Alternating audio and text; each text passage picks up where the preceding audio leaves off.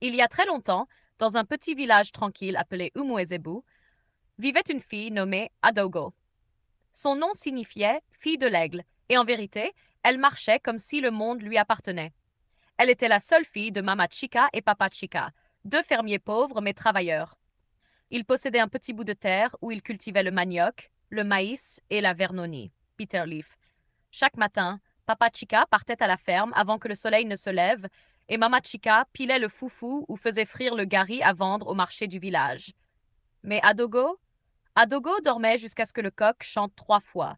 Puis elle se levait lentement, étirait ses bras et marchait vers le petit miroir en argile accroché près de son natte. Miroir, miroir, sur le mur, murmurait-elle en riant. Qui est la plus belle de toutes? Le miroir ne répondait jamais. Mais Adogo n'avait pas besoin de réponse. Sa beauté parlait d'elle-même.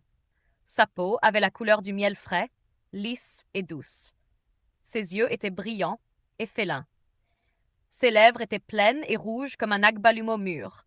Sa taille était aussi fine qu'un balai, et ses longs cheveux noirs et brillants tombaient dans son dos comme un rideau. Quand elle marchait, on aurait dit que la musique la suivait. Les gens disaient qu'elle ne marchait pas. Elle flottait. Mais son cœur, il était plein d'orgueil. Alors que les autres filles allaient à la rivière chercher de l'eau, Adogo restait assise à se peindre les ongles avec des pétales d'hibiscus écrasés. Quand les jeunes femmes balayaient la place du marché pour le service communautaire, elle restait à la maison, frottant de l'huile de coco sur ses bras et se tortillant la taille devant le miroir. Pourquoi devrais-je balayer? Demandait-elle en riant. Les reines balaient-elles?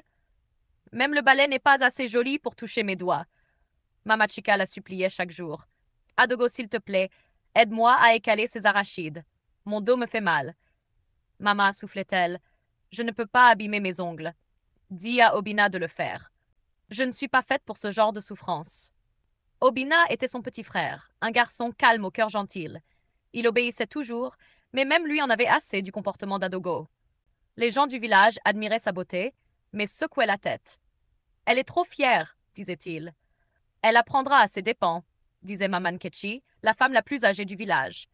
Adogo avait beaucoup d'amis autrefois, Chiamaka, Hébert et Ngozi. Elles avaient grandi ensemble, jouaient au tenten et au su ensemble, dansaient autour des feux de clair de lune et partageaient du maïs grillé les jours de pluie. Mais en grandissant, Adogo commença à se moquer d'elle. Un jour, Chiamaka vint lui montrer sa bague de fiançailles. Mon père a accepté. Je vais épouser Uche le mois prochain. Adogo leva les yeux au ciel. Uche? Ce garçon qui vend des accessoires de téléphone au marché? Tes rêves sont petits, Chiamaka. Petits ou pas, dit Chiamaka doucement, il m'aime. L'amour ne peut pas acheter de la dentelle ou de l'or, répliqua Adogo. Tu verras, j'épouserai un sénateur ou un prince ou même un étranger. Quelqu'un qui porte du parfum, pas de l'huile de moteur. Hébert épousa un pêcheur, Ngozi épousa un chasseur et Chiamaka épousa Uche. Ils étaient pauvres, mais heureux. Ils chantaient en cuisinant, riaient au bord de la rivière et souriaient même en mangeant du gari et du sel. Adogo se moquait de tous. Regardez-les. Les femmes de rat de village. Elle avait beaucoup de prétendants, de bons hommes au dos solide et au cœur aimant. Mais elle les refusait tous. L'un d'eux avait même de la poussière sur ses chaussures, cria-t-elle. Comment puis-je épouser quelqu'un qui ne peut même pas se payer du cirage? Elle attendait son prince. Chaque jour de marché, elle s'habillait comme un arc-en-ciel. Un chemisier jaune vif, un pagne rouge, des boucles d'oreilles en argent qui scintillaient comme la rosée du matin. Elle frottait sa peau avec du beurre de karité et ajoutait quelques gouttes d'huile parfumée. Ses hanches se balançaient comme des palmes dans le vent quand elle passait devant les étals du marché. Les batteurs s'arrêtaient. Les femmes la regardaient. Les hommes clignaient des yeux 2 fois. Mais un jour, tout changea. C'était la veille du festival de l'Igname Nouvelle. Le marché était plein. Les batteurs battaient, les masques dansaient et les enfants chantaient des chansons. La fumée montait des viandes et poissons grillés. Les femmes vendaient du maïs bouilli et de la banane plantain rôti. L'air sentait la joie. Adogo, comme d'habitude, arriva au marché brillant comme de l'or. Elle portait un foulard argenté, ses lèvres peintes avec de l'huile rouge, mélangée à de la noix de cola écrasée pour en accentuer la couleur. En traversant la foule comme un paon, elle ne vit pas la vieille femme sur son chemin. Elle la heurta, et le panier de vernonis et d'escargots de la vieille femme tomba au sol. La vieille femme se pencha lentement, tremblante, pour ramasser ses affaires. au lieu d'aider, Adogo souffla bruyamment. Tu es aveugle, vieille femme. Faut-il que tu bloques la route comme une chèvre têtue? Regarde ce que tu as fait à mon pagne. Ce tissu vient de Lagos. Le marché devint silencieux. Quelqu'un chuchota. C'est Igeoma la voyante, celle qui n'a pas dit un mot depuis des années. Adogo tourna le dos et s'en alla. Mais alors, Igeoma leva la tête. Ses yeux devinrent blancs comme du sel. Ses lèvres bougèrent pour la première fois en une décennie. Adogo, appela-t-elle, et sa voix résonna comme le tonnerre. Tu as adoré ta beauté plus que ton créateur. Tu as humilié les humbles. À partir de ce jour, tu ne verras plus jamais ton reflet. Ton visage deviendra tel que ton cœur est vraiment. Et jusqu'à ce que tu épouses un homme aussi laid que ton orgueil, tu resteras maudite. Tout le monde poussa un cri. Certains s'enfuirent. Adogo regarda autour d'elle et rit. Quelle blague de village est-ce là? Laissez-moi aller vérifier mon miroir. Mais quand elle arriva chez elle et regarda dans son miroir, elle poussa un cri. Sa peau lisse était devenue sèche et craquelée comme une terre brûlée. Ses lèvres étaient cendrées. Ses yeux étaient enfoncés. Ses longs cheveux étaient tombés par touffes.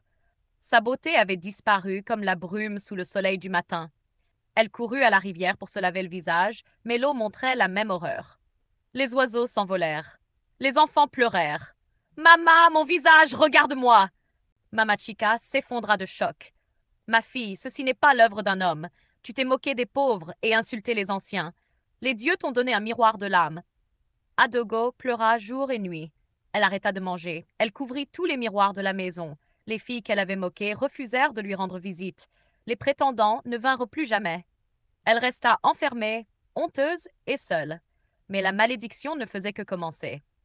Pendant des semaines, Adogo resta dans la hutte de sa mère, cachée comme un animal blessé.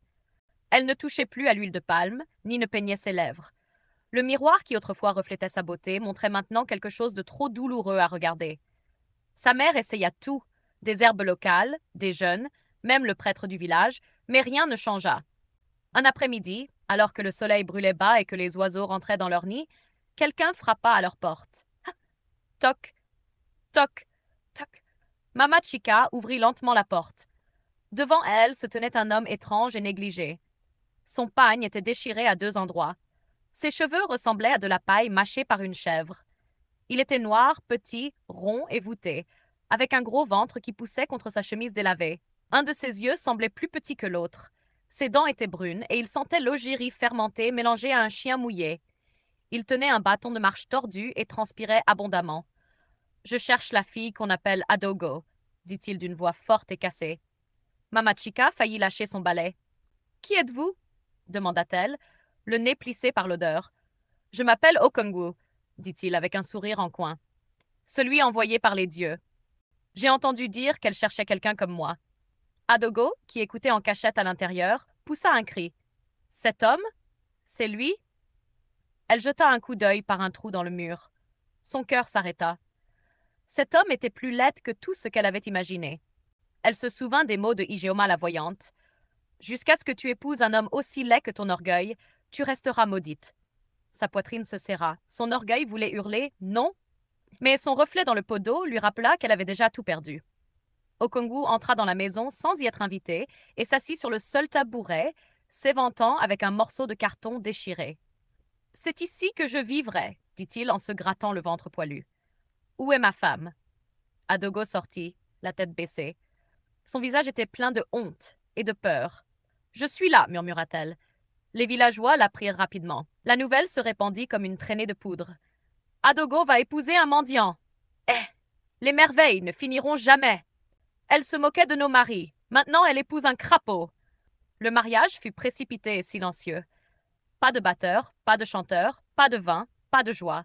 Juste des chuchotements et de la pitié. Okongu portait un vieux débardeur et un pagne attaché avec une corde. Adogo portait une robe fanée qui appartenait autrefois à sa grand-mère. Alors qu'il partait pour sa hutte, quelqu'un cria « Reine de beauté, ton roi est arrivé !» La foule éclata de rire cruel. La vie avec Okongu n'était pas un conte de fées. Il était plus laid à l'intérieur qu'à l'extérieur. Il ronflait comme un tracteur. Ses pieds sentaient le poisson pourri. Il toussait dans la marmite pendant qu'elle cuisinait et s'essuyait le nez avec ses mains. Et il était grossier. « Lève-toi, femme paresseuse !»« Où est ma nourriture, visage de singe ?»« Tu étais belle autrefois, Eh, cela doit dater de très, très longtemps. Il ne faisait pas que l'insulter, il lui donnait des ordres comme à une esclave. Lave mes caleçons, gratte mon dos, nettoie cette hutte. Elle sent comme toi. Au début, Adogo pleurait chaque nuit.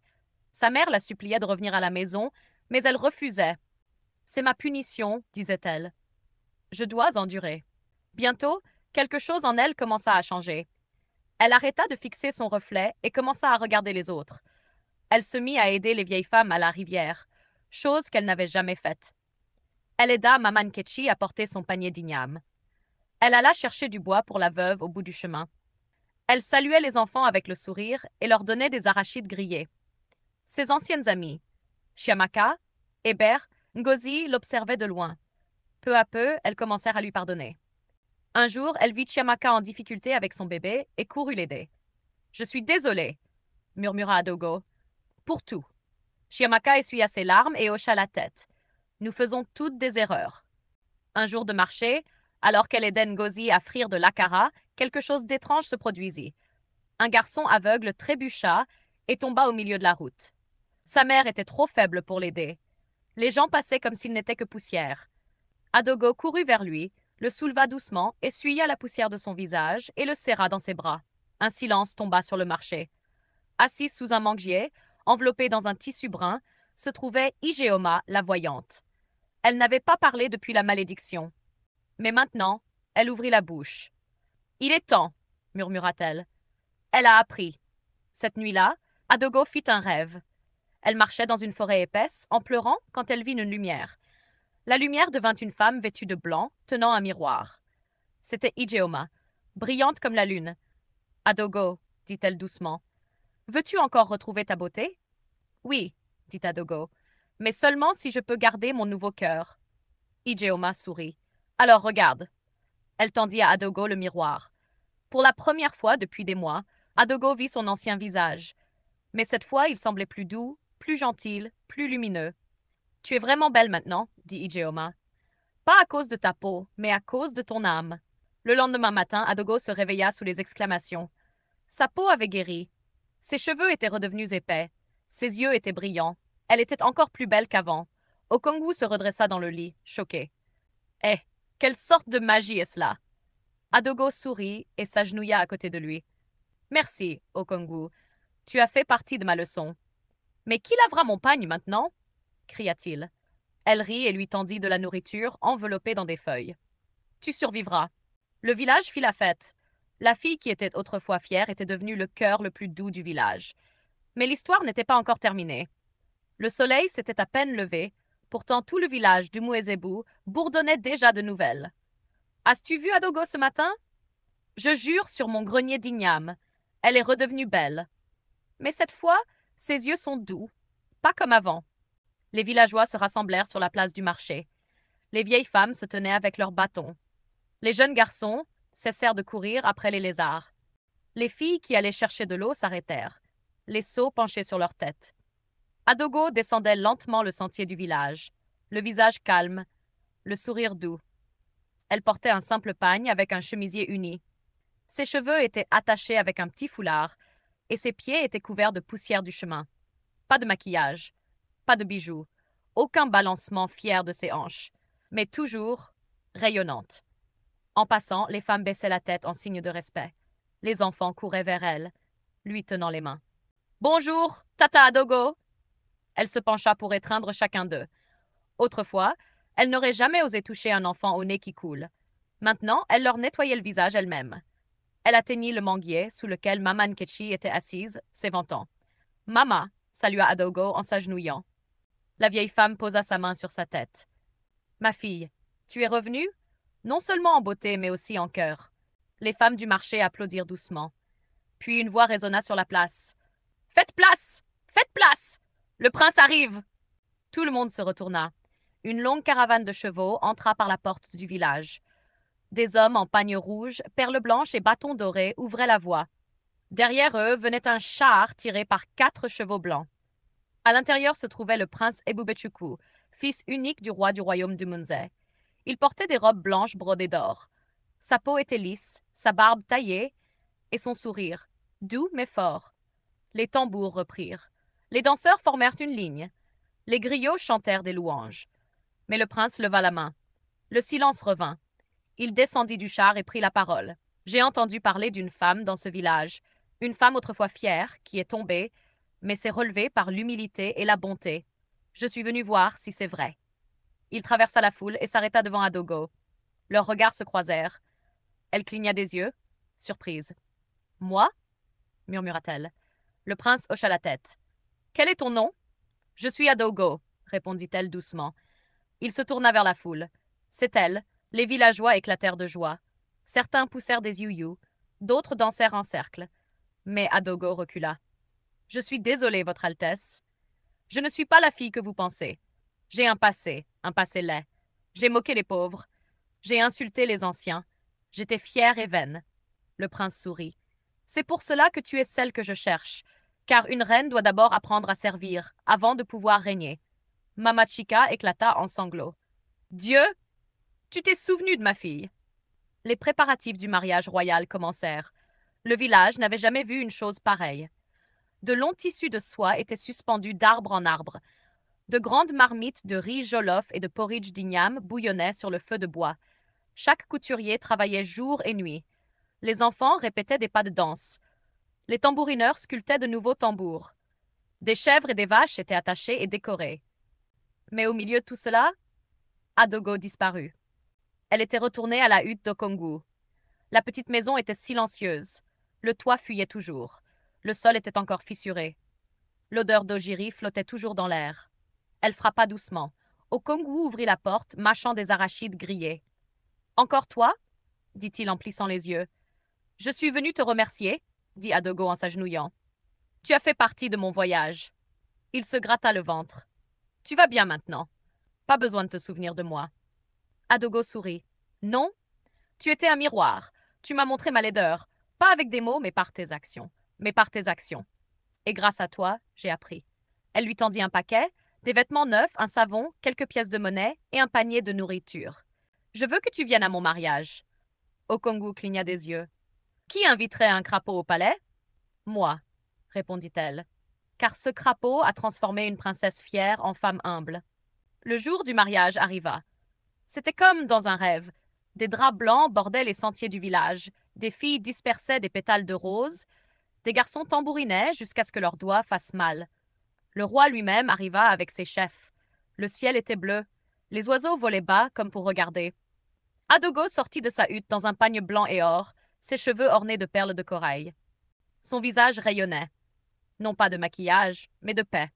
Le prince attendait à l'autel, les yeux fixés sur elle.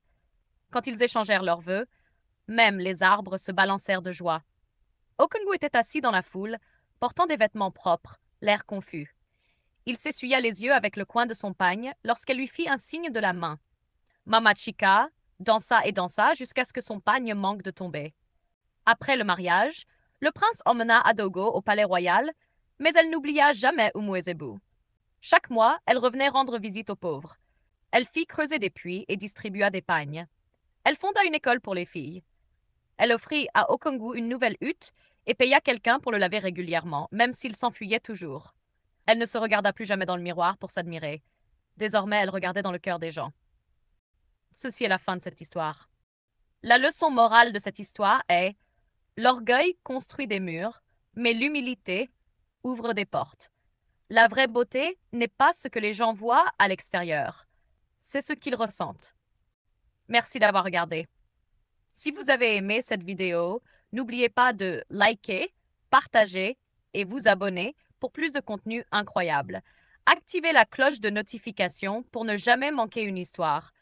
Vous avez des pensées ou des questions? Laissez-les en commentaire, je serai ravie de vous lire. À la prochaine, restez inspirés, restez curieux et continuez à être génial. On se retrouve dans la prochaine vidéo.